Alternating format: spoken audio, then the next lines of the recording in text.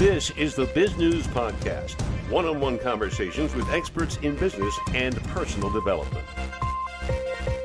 Nicky Billou says he has interviewed more than 300 of the world's top thought leaders, including people like Jack Canfield and John Maxwell. So what does one learn about life, love, and perhaps even business after listening to so many experts? In this edition of Biz News Interviews, Mr. Billou tells us.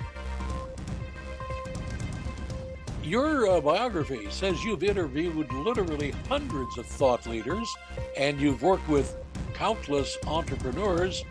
So out of all of that, what's the most important lesson that you have learned?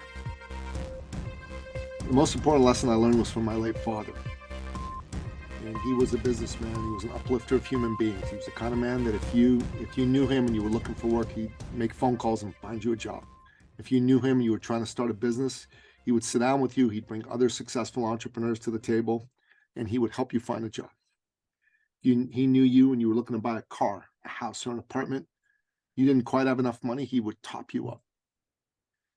And you might be thinking to yourself, okay, wait a minute, Nicky, is this a fairy tale? Who does that? Well, the late, great Napoleon Billou, for one. And why would he do that? Well, first of all, he was a devout Christian. And he believed he'd been blessed by God, and it was his duty as a devout Christian to share those blessings with others. But secondly, he did it because he could. He was a successful man. And he would always tell me, son, life is not about money or numbers. Life is about people. Even business is not about money. It's about people. And I'm like, Dad, what? He said, business is not about money. It's about people. I go, but you need money. He go, yeah, business is the lifeblood of money. You have to have money to operate a business, but it's not what it's about. And I'm like, Dad, help me understand this. And this is what he showed me. He said, business is about solving problems for people. When you do that, you earn the right to make a profit. The purpose of business, where all three of these intersect, is you solve acute problems for awesome people and you make an amazing profit. I'm like, wow. That's the most important lesson that I've learned in my life. How has that shaped your business? My friend, I'm in the people business. What I do for a living is I work with entrepreneurs and I help them add a 0 or 2 to their annual income while working 10 to 20 hours less a week. It's my entire mission to be of service to the entrepreneur. The best people in our society are its entrepreneurs. Well, why doesn't everybody follow this path? Hollywood has been telling us for decades, business people are bad and wrong and evil. That couldn't be further from the truth. Business people are our best people. They're the ones with the biggest hearts, the biggest visions, the desire to move the human race forward. That's what business people are. And I'm telling you, those people need support. They need help. They need somebody who's going to watch their back. They need somebody who's going to help them in the areas where they're weak. When they falter because they work so darn hard and they get burned out, they need somebody who's going to stand with them, lock arms with them, and lift them up and say, I got you. How have you found your clients? Do you prospect for them, or have you become famous enough that your phone never stops ringing? Well, my phone number doesn't ring off the hook, but at the moment, but there are people that are seeking me out, which is wonderful. But I do what I do. I go out there and I put myself out there. One reason I come on shows like yours is I want to make a difference for the people listening. I want to inspire them. I want to give them faith and hope that there's somebody out there who understands them, cares about them, and wants to see them win. I want them to leave here feeling better. I want you as the host to go, wow, I brought the greatest host I've ever brought on my show, the greatest guest, I've ever brought on my show. I want you to feel like, damn, I did a good thing. And then for me, I'm an old-fashioned businessman. I come on these shows to do those things for you, but I come on these shows to build relationships with you as a businessman and as a host. I want to build a relationship with you. I want you to get to know me, to like me, and to trust me. And I want to get to know and like and trust you. That's how I do business. I build relationships with people. Opportunities open up. That is it. So I come on shows. I go on stages. I go out to meetings. That's what I do. I call people in my network. That is Nicky Billou's way. Well, Mickey, when you think about all of the successes you've had, what is the elevator pitch that you give to others that tells them about your success? Well, I'm looking to speak to entrepreneurs, and I come to an entrepreneur like you, and I go, listen, Douglas, you're an entrepreneur. You've been in business for a period of time. If you're at a stage in your business where you are interested in growth and scale, so you want to go from where you are and double, triple, quadruple, fivefold, tenfold your business, what I do is I've got a very particular skill set that allows me to help you to add 1 to 2 zeros to your annual income. That is 10 to 100-fold your annual income, while learning how to work 10 to 20 hours less a week. Now, if that appeals to you as a concept, and you are a businessman who's growing, but also wants to have a bit of time and not necessarily burn out, then we have a reason to talk. Is every solution pretty much the same, Mickey, or do you have to customize everything? Well, every solution isn't the same. There's customization required, but 80% of what entrepreneurs that are looking to scale need to deal with is the same. 80%. Because most entrepreneurs are dealing with 3, 4, or 5 of what I'm about to tell you. So number one is they're good at what they do, but their focus is on what they do and not on their client. People don't buy their way into something, they buy their way out of something. They're not buying their way into your amazing product or program. They're buying their way out of hurt and pain in their life or their business. Most entrepreneurs don't understand that. They talk too much about their amazing program, their amazing product. Stop doing that. People don't buy their way into your program, they buy their way out of their pain. So I help you speak about people's pain. You asked me what I do. I didn't tell you I'm the biggest, I'm the best. I told you I help entrepreneurs who are at a stage in their business that they're looking to scale and don't want to burn out. I help them add a 0 to their income while working 10 to 20 hours less a week. That's what I talk about. I didn't talk about me. I didn't talk about how amazing my methodology is. Talk to you about how I serve people and who I serve and what I do. That's what you need to do. That's number one. Most entrepreneurs don't do that. They talk about themselves. So I teach them how to stop doing that. Okay, that's very important. Secondly, most entrepreneurs don't know how to differentiate themselves. They go in the marketplace, you ask them what they do. Well, I'm an executive coach. I'm a realtor. I'm a mortgage agent. I own a wellness clinic. Really? Really? You think that's going to make you stand out? That people are going to hear that and they're going to just jump and run to give you their credit card or their dollar bills? No, they're not. Your message needs to be tailored to the people. Once again, your message needs to be about how you help people. It's about them. Your message needs to be tailored about how you solve problems for people. Remember what I showed you earlier over here that my father taught me?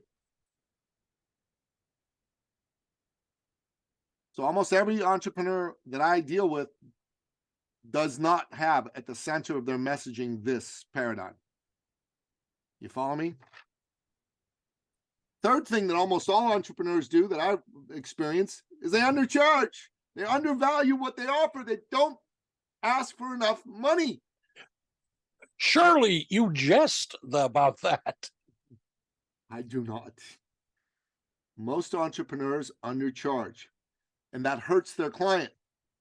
And you might be going, what are you talking about? People love paying less. I dispute that. I mean, if you get a bargain in the grocery store and your favorite, bottle of ketchup costs $1 less, sure, that's great.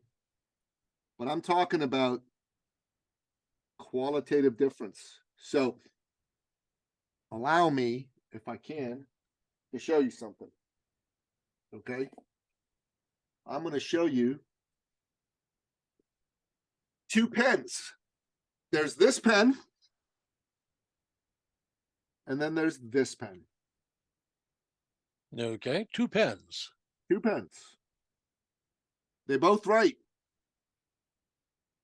Both of them. You can sign contracts with them, you can sign papers. This is a plastic pen. It's kind of broken slightly. Doesn't feel that nice in the hand. And this is an Italian-made Mont Blanc Meisterstück. You skipped a few lunches to pay for that. Nope, I didn't skip any lunches to pay for that. But I'll tell you this right now. Which of these pens is a pen that you believe you would enjoy using more? I don't think there's much doubt about that.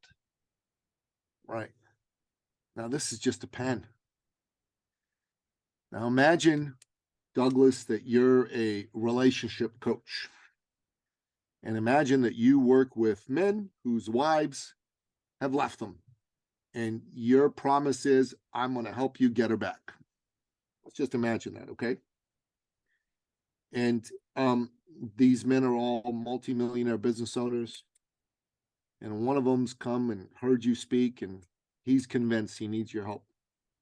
Let's say that one is me. Douglas, I'm ready. Let's work together. And you go, great, Nicky, here's how it works. Here's how it goes. And I go, great, what's the investment? And you go, oh, $50. Now, I have a multi-million-dollar net worth. My wife has left me. I'm about to lose half my net worth, plus a whole lot of emotional pain is about to come my way. And you're telling me that you're going to charge me $50. I don't believe that someone can help me, a man in my position, for $50. Now, if you said $50,000, I may not like the price, but I would understand why you would charge that kind of money to help solve a multi-million-dollar problem. There's something called expectancy bias. People expect more from that which they pay more for. Now, if you're comparing apples to apples, of course you want a deal. But if you're looking at delivering a service and creating an outcome for people, people are more concerned about the outcome than they are about the deal. And that's what you got to understand. So, fourth, far too many business owners are doing things that don't work to get them clients. They're doing, for example, Facebook ads. Well, Facebook changed the algorithm, so did Apple. So you can't target the way you used to. So Facebook ads aren't working as well. Maybe they worked 4 or 5 years ago. They're not working now. They're doing launches. They're doing all kinds of crazy things. Well, I teach people to use strategies that get you clients today, not strategies that worked 4 or 5 years ago.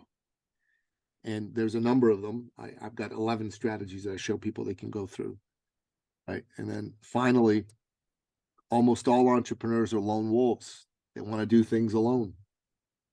And I show them that it's better to be a part of a community of entrepreneurs, because that'll help you learn from your fellow entrepreneurs. And it'll help you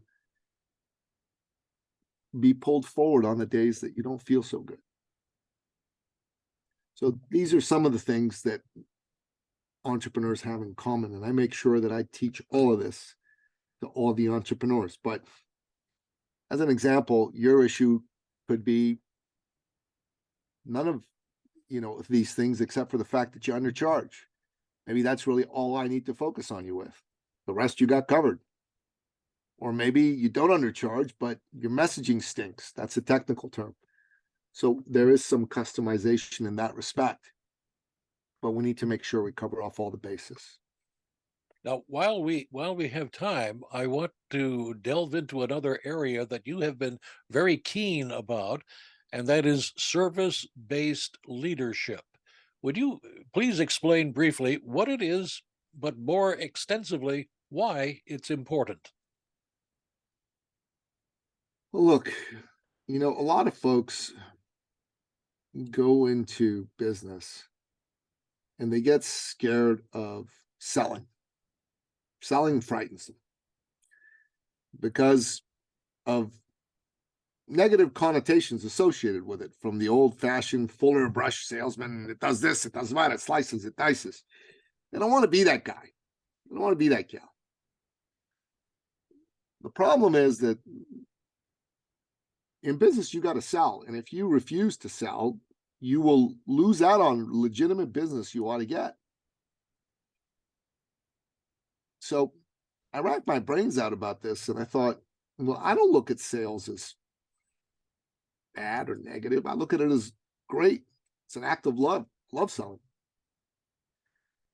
So I thought, let's look at how can we help people feel good about selling. Well, let's rebrand selling to serving. So you don't want to be sold, Douglas. I don't want to be sold. Nobody wants to be sold, but don't you love being served by a good person? And don't you love paying that person? Don't you love sending other people to go work with that person? You become a little bit of a salesperson for them, but you're serving those people. And that really is what it's all about. If you start to reframe selling into serving, and you start to think about how can I help this individual rather than how much money is going to my bank account, and that's a beautiful thing. I wonder if you might have a website where people can get more information about you and what it is that you do. Yeah, it's eCircleacademy.com is my main website, although I've got several. That's a good place to go. And that is the letter E, the word circle. Yeah, and then academy.com. Okay, very good. And now we come to the blue book part of this quiz, and that is, what would you like to say that we have not had a chance to talk about?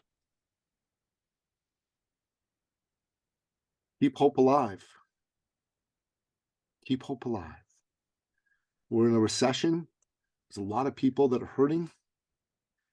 And it's important that you don't let what's going on around you kill off your hope. It's very important. I'll finish off with a story. 5 years ago, a woman was introduced to us. She had been the country director for Canada for one of the world's oldest and largest personal development firms. She was a star. She brought a man on to help her run the business who she thought was very talented and could help her really take it to the next level. And at first it was great, but it's kind of like Steve Jobs back in the day with Apple when he brought John Scully to help him run Apple. And like Steve and John, at first it was great, but after about a year or so, their visions of the future began to diverge. And the board sided with him in both cases, with Steve and with her, and they kicked her out of her own company. How the hell do you get kicked out of a company you helped start? Right? And it's crazy, but it happened. And she was bereft. She was lost. She didn't know what to do next. She was brought to us. We poured ourselves into her. We helped her get clear on what she wanted, helped her get clear on who she wanted to help, what type of help they needed. We helped her get clear on how to serve, not sell to these people. So she went out, she spoke to these folks, and wow. Within her first month, she made $10,000 profit. Within her second month, she made $13,000 profit. Her fourth month, she made $18,000 profit. And in her fourth month, she made $62,200 profit. And that figure will become germane in a moment. Now, she lives in Ottawa, Ontario. She's about a 5-hour drive away from Toronto. It's Canada's capital. My eldest son, he plays soccer. He was 12 at the time. He had a tournament in Ottawa. She has a son his age. Called her up and I said, hey, my son and I come in Ottawa for this tournament. How would you like to have your son and you come and watch him play, and we could grab lunch together after? And she said, great. So we did it. Everybody had a great time. We went our separate ways. A few weeks later, she was in Toronto. We had one of our quarterly branded thought leader immersion workshops. This is where we do a program to teach you how you can add that 1 to 2 zeros to your annual income. And we were at the point in the program where we did our upsell or our upserve. And I ask our clients to share their experience with people. I don't do it. And so I asked who would like to share. And before I could pick somebody, she bounds up on stage. She almost knocks me over. And I'm like, whoa, all right. She says, I would. I'm like, okay, great. A lot of excitement, a lot of energy. This is great. She's standing in front of me, so I can only see her from the back. And her shoulders are heaving. I'm like, what's going on? And then I hear a sniffle. And I go, is she crying? Why is she crying? What did I do? But I'm maintaining a placid exterior. My lady comes on stage, gives her a tissue. She accepts it gracefully. She turns around and looks at me. She's still sniffling. She's still crying. And she goes, Nicky, you didn't know this, but when you and your little son came to visit me and my little son in Ottawa, my little son said, Mommy, where are we going? Who are we going to go meet? You know how little boys get, right? And she said, oh, sweetheart, we're going to go see Nicky Billou and his son. And then she says, all of a sudden, my sweet little boy got really quiet, really serious, and said, oh, Mommy, are we going to get to meet the man who saved our family? And Douglas, I don't cry. I'm an old school man. Don't cry in public.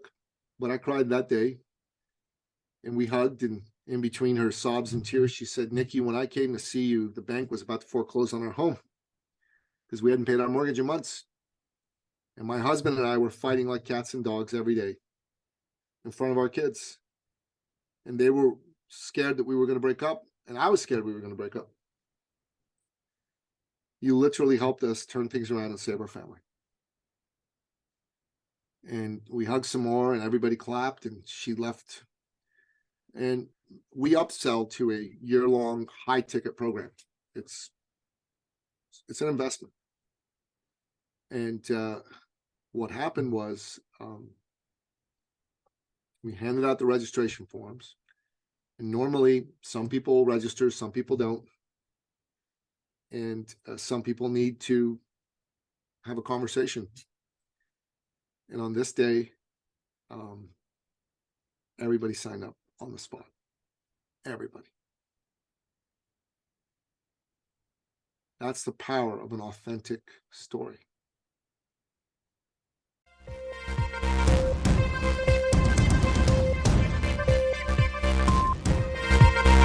You've been watching the Bizgnus Podcast. We welcome your input. Send your email to editor@biznews.com. Thanks for watching.